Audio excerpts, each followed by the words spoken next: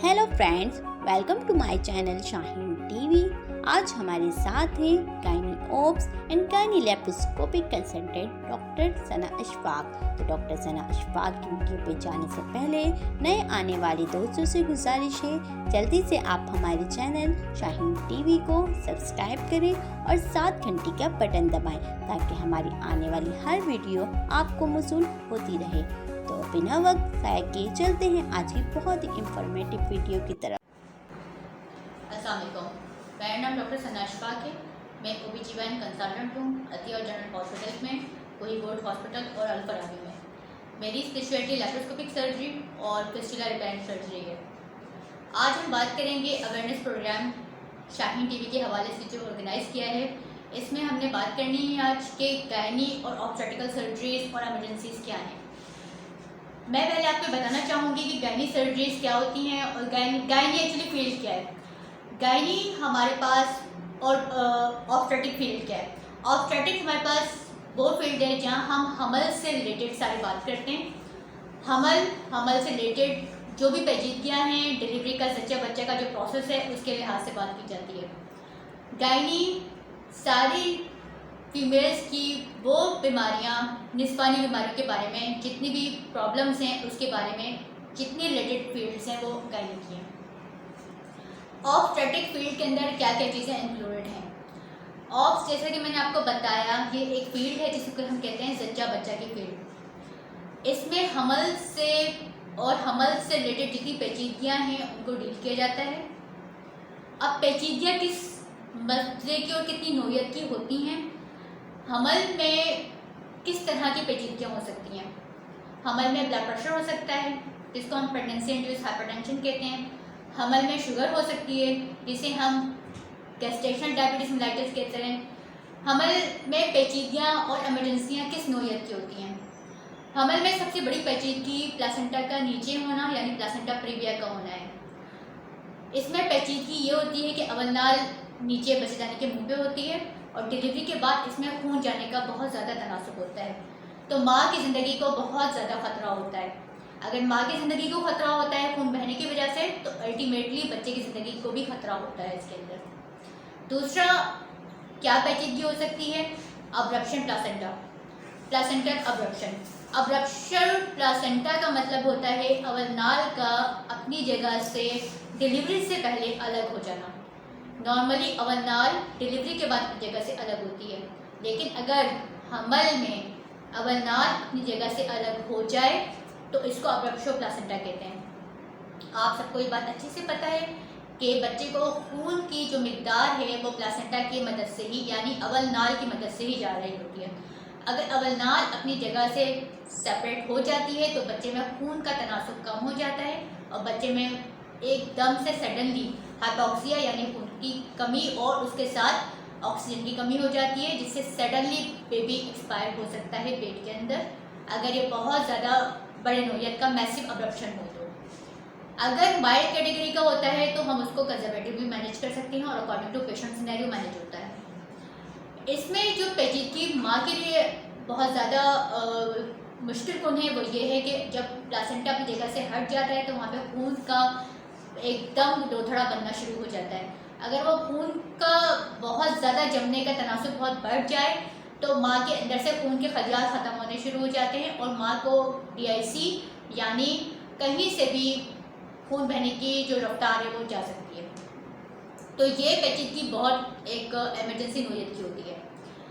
इसके अलावा डिलीवरी के बाद तो माँ का बहुत ज़्यादा खून बह जाना 24 घंटे के अंदर या 24 घंटे के बाद 6 हफ्तों के अंदर, इसको प्राइमरी PPH जो 24 घंटे के अंदर होता है और 24 घंटे से लेकर 6 हफ्ते तक जो होता है उसको सेकेंडरी PPH कहते हैं।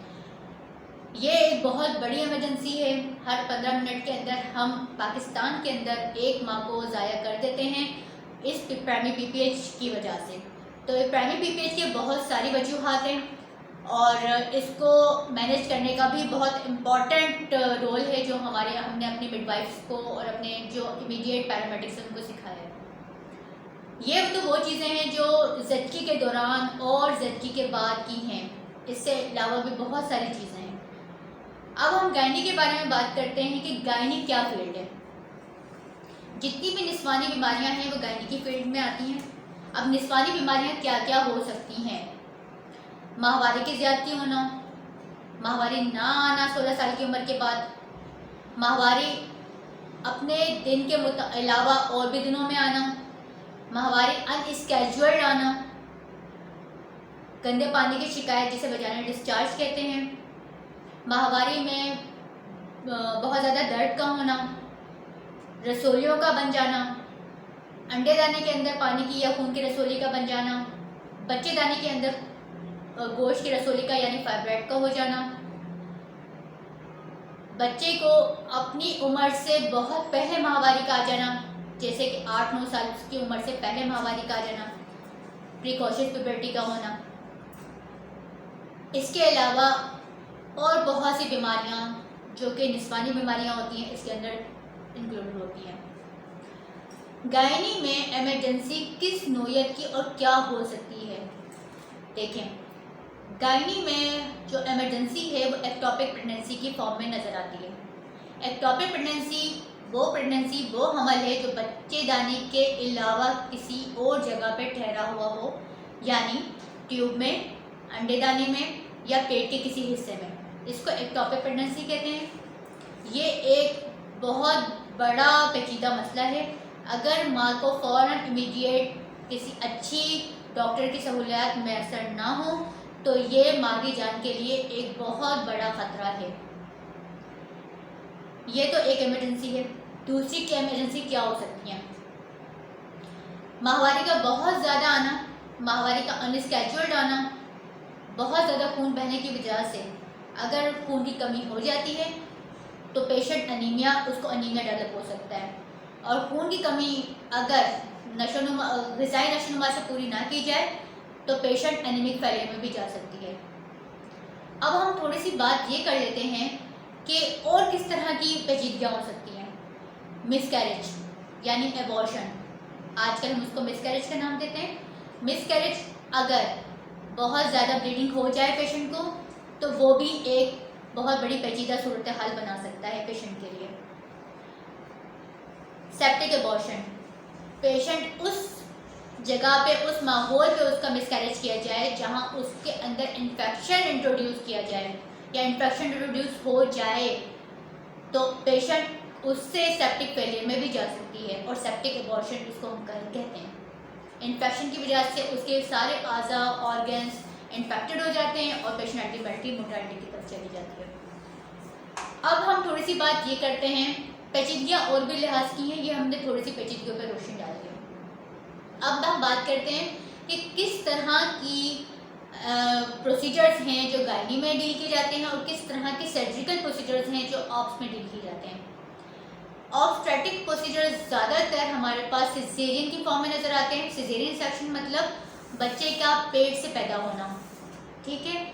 इसके अलावा मिसकैरेज में या एबॉर्शन में हमें अगर सफाई करने की ज़रूरत पड़ती है तो हम डायलिटेशन एंड एवैक्यूएशन करते हैं।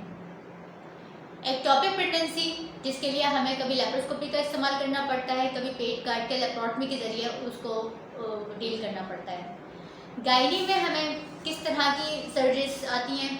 गायनी के अंदर हम, क्योंकि मेरी स्पेशलिटी लेप्रोस्कोपी है तो हम यहाँ पे लेप्रोस्कोपिक प्रोसीजर्स ज़्यादा कर रहे होते हैं।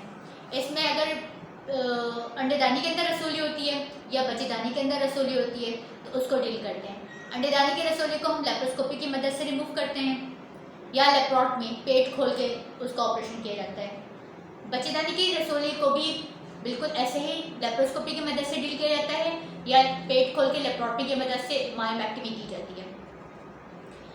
इसी तरीके से अगर बच्चेदानी ऐसी नौयत को पहुंच जाए जहाँ हमें बच्चेदानी का ऑपरेशन करना है, जिसको हम कहते हैं टोटल एब्डोमिनल हिस्टेरेक्टमी, तो हम ये पेट खोल के भी कर सकते हैं जिसको एब्डोमिनल हिस्टेरेक्टमी कहते हैं, और हम लेप्रोस्कोपी की मदद से भी कर सकते हैं जिसको हम टोटल लेप्रोस्कोपिक हिस्टेरेक्टमी कहते हैं। आजकल हमारे पास बहुत जदीद टेक्नोलॉजी मौजूद है जिससे हम जिस तरह पित्ते का ऑपरेशन होता है इसी तरह इतनी ही छेद के अंदर हम बच्चेदानी का ऑपरेशन करके बच्चेदानी को निकाल देते हैं। ये अतिया जनरल हॉस्पिटल के अंदर इसका बहुत अच्छा एक सेटअप मौजूद है और यहाँ पे बहुत अच्छे और रिनॉन सर्जन भी मौजूद हैं।